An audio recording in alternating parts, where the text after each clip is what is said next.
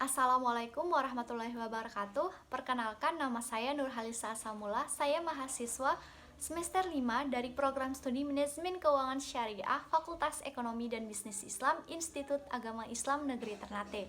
Video ini saya buat untuk memenuhi tugas mata kuliah saya dari mata kuliah Sistem Informasi Manajemen dari dosen pembimbing Pak Fauzi. Oke, baik, di sini saya akan menjelaskan apa itu DBMS. DBMS adalah singkatan dari Database Management System. Jika diartikan dalam bahasa Indonesia, Sistem Manajemen Basis Data atau SMBD. Pengertian DBSMM adalah sebuah sistem atau software yang dirancang secara khusus untuk mengelola database serta menjalankan operasi terhadap data yang diminta oleh para pengguna. Oke, yang kedua adalah komponen DBMS. Nah, untuk bisa dikatakan sebagai sebuah DBMS atau Database Management System, harus ada beberapa komponen atau bagian-bagian yang disatukan untuk membentuk DBMS itu sendiri. Berikut ini adalah komponen-komponen yang harus ada pada sebuah DBMS. Antara lain, yang pertama perangkat keras. Komponen utama yang merupakan hal yang vital yang harus ada pada DBMS adalah perangkat keras atau hardware. DBMS adalah program aplikasi memerlukan perangkat keras untuk menjalankannya. Perangkat keras terdiri dari komputer pribadi sampai ke mainframe atau suatu jaringan komputer.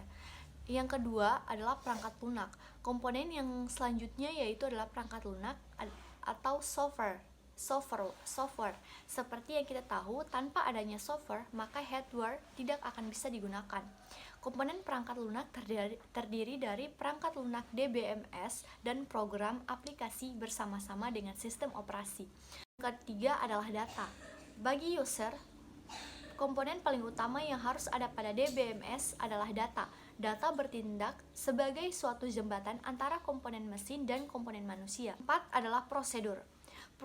Komponen DBMS yang selanjutnya adalah prosedur. Prosedur ini sendiri tentunya memuat aturan-aturan untuk mendesain dan memberitahukan bagaimana cara yang tepat dalam pengelolaan dan penggunaan database.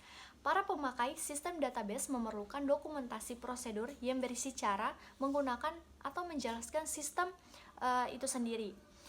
Yang kelima adalah personil. Komponen terakhir adalah personil yang terlibat di dalam sistem, yang mana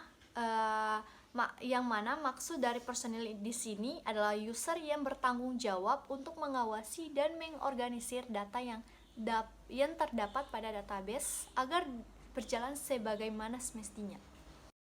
Selanjutnya adalah fungsi DBMS. Di sini ada 3 fungsi DBMS. Yang pertama adalah kemudahan akses administrasi data.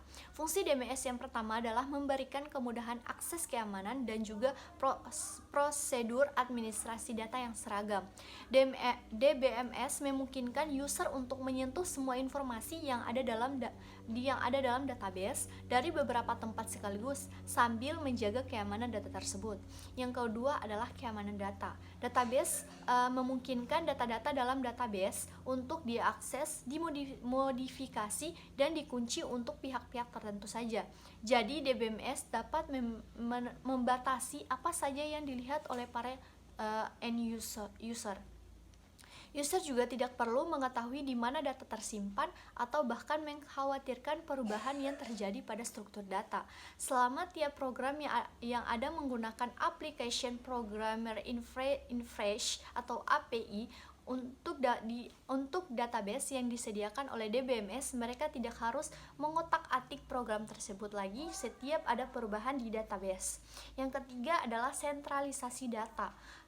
DBMS memungkinkan sentralisasi data yang memudahkan sejumlah pengguna untuk mengaksesnya dari lokasi yang berbeda-beda. Selain itu, DBMS dapat membantu melakukan banyak tugas administrasi database, termasuk mengatur perubahan, performance monitoring, keamanan, serta proses pencadangan dan pemulihan.